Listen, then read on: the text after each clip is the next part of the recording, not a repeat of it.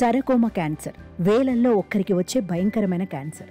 అలాంటి మహమ్మారిని జయించి నిరుద్యోగ కుటుంబాల్లో కాంతులు వెదజల్లుతున్నారు ఓ వ్యక్తి. నాడు క్యాన్సర్ వ్యాధి అంటేనే భయంతోనే మరణించిన వారి సంఖ్య ఎక్కువే. అంతేకాదు, వైద్యులకు అంతు చిక్కని సవాల్ విసిరే ఆ రోజుల్లోనే ఆత్మస్థైర్యంతో భయంకరమైన క్యాన్సర్ మహమ్మారిని జయించాడు. నేడు నిరుద్యోగులకు ఉపాధి కల్పిస్తూ దాదాపు 900 విద్యార్థులకు నాణ్యమైన విద్యనందిస్తూ ఎందరినో డాక్టర్లు, ఉపాధ్యాయులు, ఇంజనీర్లుగా తీర్చిదిద్దుతున్నారు.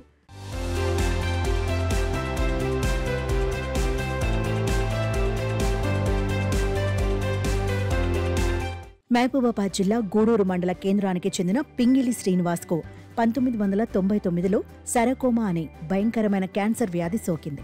అయితే దాదాపు 5 సంవత్సరాలు దానితో పోరాడి చివరకు తన ఎడమ దవడను శస్త్రచికిత్సలో తొలగించారు. అయితే ఆయన ఏమాత్రం మానసికంగా కుంగిపోలేదు. ఆ ప్రమాదకరమైన వ్యాధిని జయించి నాటి నుండే స్వయం కృషితో ఓ ప్రైవేట్ పాఠశాలను ఏర్పాటు చేసుకుని టీచర్గా మరో జీవితాన్ని ప్రారంభించాడు. నేడు వందలాది విద్యార్థులకు విద్యాబుద్ధులు నేర్పించడమే కాదు, ఉన్నత చదువులు చదువుకున్న నిరుద్యోగ యువతీ యువకులకు జీవనోపాధి కల్పిస్తూ వారి కుటుంబాల్లో కాంతులు నింపుతున్నారు. నాకు 99 ఆ ప్రాంతం లోపల క్యాన్సర్ వచ్చినట్టుగా, అంటే ముఖ్యంగా ఇక్కడ స్పర్శ జ్ఞానం కోల్పోయి పెదాల లోపల తిమ్మిర్లు, మంటలు రావడం ప్రారంభమైపోయింది.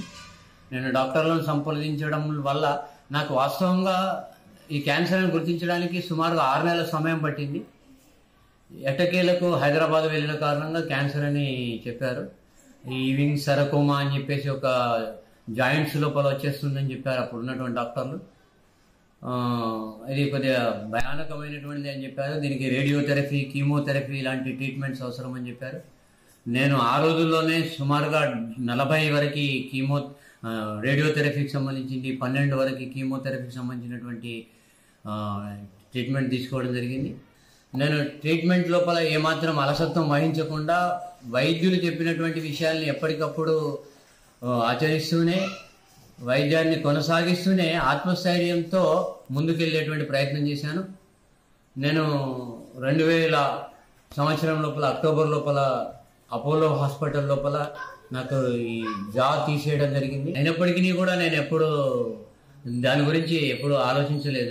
నేను ఒక ఫిజికల్లీ హ్యాండిక్యాప్ అనేటువంటి విషయం కూడా నాకు ఎప్పుడు గుర్తు రాదు కూడా. ఇప్పటికి కూడా నన్ను భగవంతుడు బతికించినటువంటి విషయం గురించి మాత్రమే ఆలోచిస్తాను ఇప్పటికి కూడా. నేను ప్రైవేట్లో ఉన్నప్పటికీ కూడా సాధారణమైనటువంటి ఫీజులతో నేను విద్యాభ్యాసం కొనసాగిస్తూ సుమారుగా ఒక 50 నుంచి 100 మంది వరకు ఉచిత విద్యను కూడా పొందుతున్నాను. కేవలం ఆత్మస్థైర్యం ఉన్నట్లయితే ఎంతటి మహమ్మారినైనా కూడా ద్వారానైనా విజయం సాధించవచ్చు. కాబట్టి ముందు ఆత్మస్థైర్యాన్ని కోల్పోకండి. ఆత్మస్థైర్యం కోల్పోకుండా ఉన్నట్లయితే ఖచ్చితంగా మనం చేస్తాం. సమాజంలో జీవించినట్లయితే మనకి భగవంతుడు కూడా ఖచ్చితంగా సహాయపడుతూ ఉంటాడు. తాను ఈ రోజు బ్రతికి ఉన్నాను అంటే నాటి వైద్యుని శ్రమ, ఆ దేవుడి కృప, ప్రధానంగా తన భార్య సహకారమేనని శ్రీనివాస్ అంటున్నారు. పెళ్లై ఒక బాబు పుట్టగానే తనకు ఈ వ్యాధి సోకిందని, అది నోటి దవడకు వ్యాపించడంతో తన చిన్న కొడుకును కనీసం ముద్దాడని పరిస్థితులను ఆయన గుర్తు చేసుకున్నాడు. తన కష్టకాలాన్ని గుర్తు చేసుకుని కన్నీటి పర్యంతమయ్యారు. భయంకరమైన క్యాన్సర్ వ్యాధిని జయించి ఎన్నో సేవా కార్యక్రమాలతో పాటు నిరుపేద కుటుంబాల విద్యార్థులకు ఉచిత విద్యనందిస్తున్న శ్రీనివాస్ని పలువురు అభినందిస్తున్నారు. క్యాన్సర్ వ్యాధిగ్రస్తులు నమ్మకం కోల్పోకుండా మెరుగైన వైద్యంతో పాటు మనోధైర్యం ఉంటే ఈ భయంకరమైన వ్యాధిని జయించవచ్చని అవగాహన కల్పిస్తున్నాడు.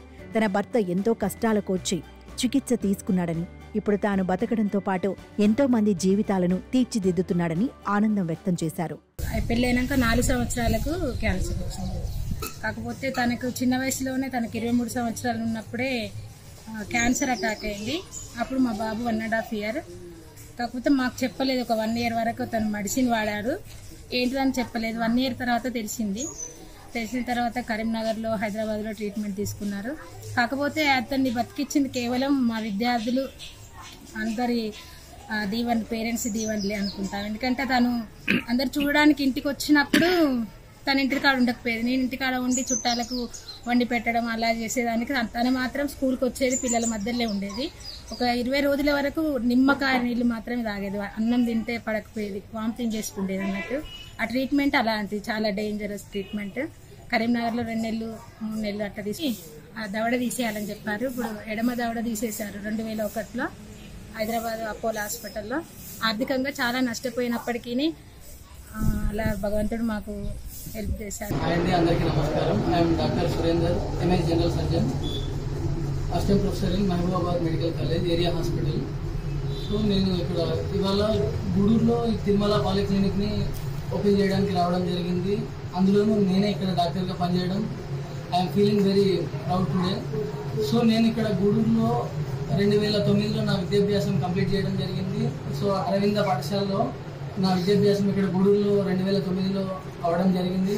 సో మా గురువు గారు ఇవాళ మా హాస్పిటల్ ప్రారంభోత్సవానికి గురువు గారు పింగిలి శ్రీనివాసరెడ్డి సార్ రావడం ఎంతో ఆనందంగా ఉంది, ముఖ్య అతిథిగా. సో చిన్నప్పుడు నాకు పాఠాలు నేర్పిన గురువు గారితోనే ఇవాళ నా హాస్పిటల్ని ఓపెన్ చేసేంత స్థాయికి ఎదగడానికి ముఖ్య కారణం అయితే మా సార్ వాళ్ళ ప్రోత్సాహం ఎంతైనా ఉందని చెప్పడానికి నేనైతే చాలా గర్వంగా ఫీల్ అవుతున్నాను. సార్ ఇవాళ రావడం అయితే it's very proud moment for me. Thanks everything for you sir.